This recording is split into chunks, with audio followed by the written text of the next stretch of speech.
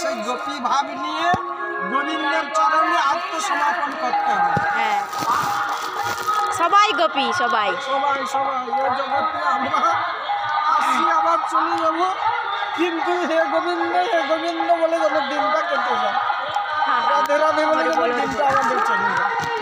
আজকে তার বড় দিন আর কোনো নাই। আমাদের অনেক কর্মের যুগে কর্ম করতে হয়, কিন্তু রাধা গোবিন্দের নাম গান, কৃষ্ণ নাম সবসময় করতে হয়। হরি বল, হরি বল। রাধে গোবিন্দ, রাধে গোবিন্দ, রাধে গোবিন্দ। 16,000 গোপী নিয়ে রাস করেছিল। আমাদের না অনন্ত কোটি, কোনো তার সংখ্যা ছিল না। ওই যে বলছে 1600 গোপী, 16,000 16,008 গোপী বলছে না।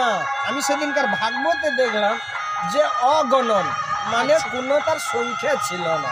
আচ্ছা আচ্ছা। মানে এবং দেবতারা স্বর্গ থাকতে উপর থাকতে দর্শন করছে ওইখানে। তাই গল্প বলতে হরি হরি বল। হরি বল। হে দয়াময় রাধা রানী কি জয়, জয় জয় জয় জয়। জয় রাধে, জয় রাধে। এই জায়গাটায় আমাদের কত যুগের যে শ্মশান, সেই জায়গায় আমাদের সবার অস্থি এইখানেই রয়েছে।